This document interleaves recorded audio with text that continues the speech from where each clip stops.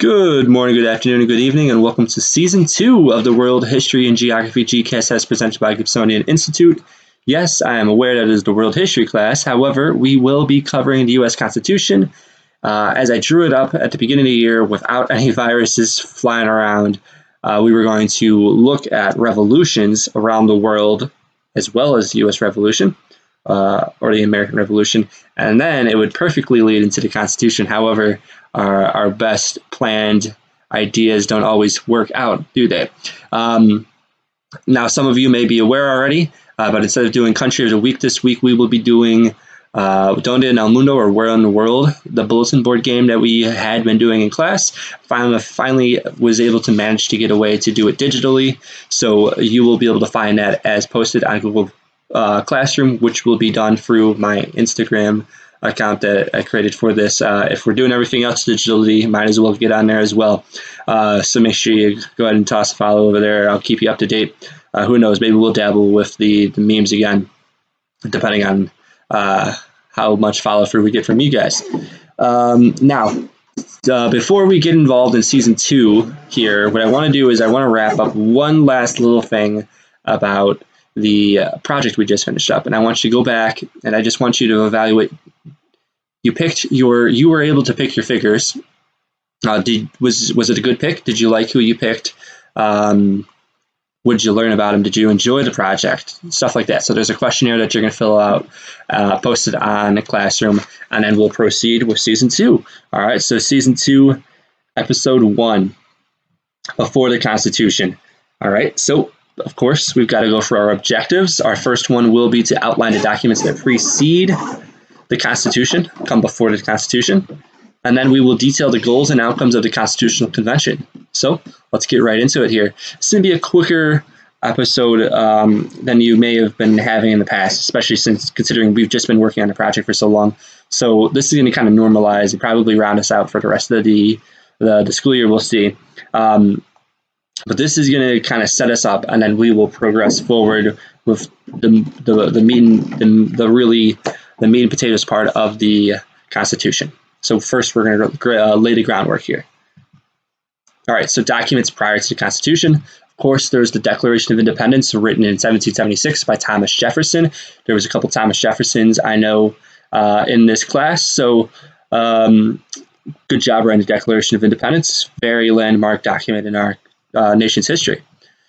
It's the formal announcement of the separation from England, and then basically outlines why the colonies are breaking free. They list a couple things, so such as life, liberty, and the pursuit of happiness.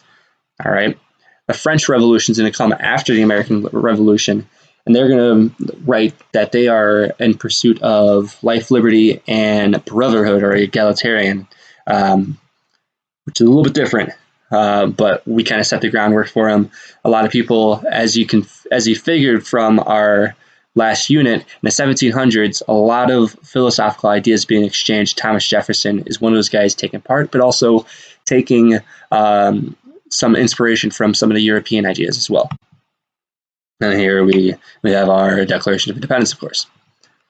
Moving right ahead, we have the Articles of Confederation. Now, next year, taking U.S. history, you will get to find out a little bit more detail about the Articles of Confederation, and we'll go into more detail as to why it's not really heard of. And number one reason is, well, because it fails, and we need a constitution to clean up the mess it makes. So it's the first attempt at federal government, and it's considered our first constitution. A lot of people just hear the U.S. Constitution and assume that's it. As you'll learn when you become 8th graders, there's also been several Illinois constitutions. So just because there's the Constitution doesn't mean there wasn't one before it or that there'll be one after it. Okay, unlikely, but doesn't rule it out. And this is adopted by the Second Continental Congress. Continental Congresses were taking place during the war, so this is made during the Revolution. All right, so that's why it's the Continental Congress instead of Constitutional Congress. It was purposely made to be weak, in quotation marks, because they wanted to protect and ensure the individual power of the power of individual states. They wanted to make sure they began this war because of a government, a federal government or a national government that was too strong. So now they're trying to tip the scales in the favor of the individual states. So there was no power to tax, no national courts. Changes to the Constitution or to the articles needed to be unanimous. Every single state had to agree. And as we know nowadays, that's almost impossible. And there was no president or executive body. So there was no one that kind of held things together. There was just a Congress, and there was someone that was chosen to be the leader of that Congress, but it was more of a chairperson. It wasn't someone that had more authority.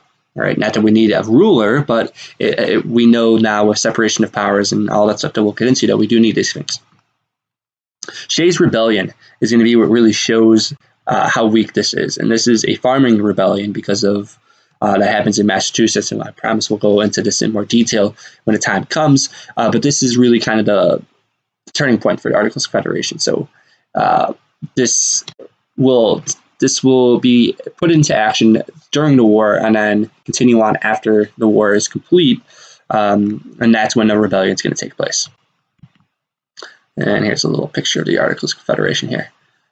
Wonderful name, by the way. Articles of Confederation and Perpetual Union between the States. That's a nice, solid, strong name there.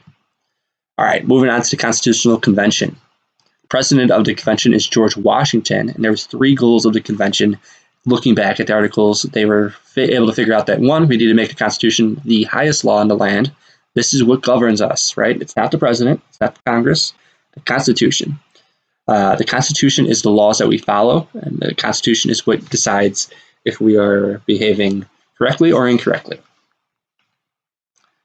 The Constitution is basically the tool in which people decide, right? It's kind of like the Ten Commandments. These are the kind of parameters we need to follow in. Number 2, provide an effective federal government.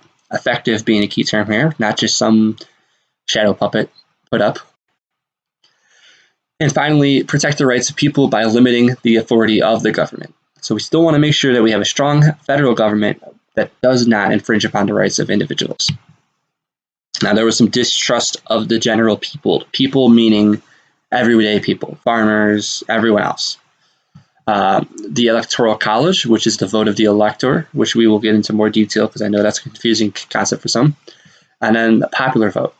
So the distrust is seen that we use Electoral College instead of popular vote, which is the vote of just anyone, of the people. So popular vote is decided, helps decide certain races, but it does not decide the presidential race. So we'll go into more of that detail soon hereafter. But just looking at these ideas and that the Constitutional Convention didn't trust the average American to be informed enough to make decisions, so that they put a process in place to safeguard against that. So compromises are a common theme throughout the convention. First of all, there is the Virginia Plan, which is submitted by James Madison, known as the father of the Constitution. And he proposes 2 houses of Congress based on population. He's from Virginia, a very big state, which that would be beneficial to Virginia. So that's why the Virginia Plan, named after the guy from Virginia, would also benefit Virginia. Now we have the New Jersey Plan submitted by William Patterson. William Patterson says we should just have 1 house of Congress and it's just equal representation. All right. Everyone gets the same amount. Everyone's vote counts just the same. That way the big states don't dwarf or kind of bully the smaller states. What you'll see here is what's going to come through the Great Compromise, right? It's a Great Compromise. It's a Connecticut Compromise. Roger Sherman is the guy that comes up with it. Combines the 2 plans together, basically. So it takes one, Virginia and New Jersey, and kind of combines them. This would be 1 house, the House of Representatives, based on population, and 1 house, the Senate, which is with equal representation. Now the last part here. Ratification. In order to put this into effect, and in order for this to become our law of the land, 9 of the 13 states needed to approve this Constitution in order for it to go into effect. There are Federalists who are going to come out in support of ratifying the Constitution, such as Alexander Hamilton, John Jay, and James Madison. As I mentioned, James Madison is the father of the Constitution. And then there is the Anti-Federalists who are against ratifying the Constitution. It's going to be a heated debate, and it's going to take a while. Constitution is finished in September of 1787, does not get ratified until the following year for at least the 9 states, when in June 21st, New Hampshire goes to be the 9th state. The rest of the states, it's going to take 3 years for all 13 states to ratify. So it's not as clear cut as you figure it might be. All right. So that's going to wrap up what we got today. Just setting the groundwork for the Constitution. If you have any questions, make sure you email me. There is an assessment attached for this, so make sure you get that done, as well as the post survey for the project. Other than that, I hope you have a great rest of your day. Make sure you head over to Instagram and you take a guess at our Where in the World. All right. Other than that, have a good rest of your day.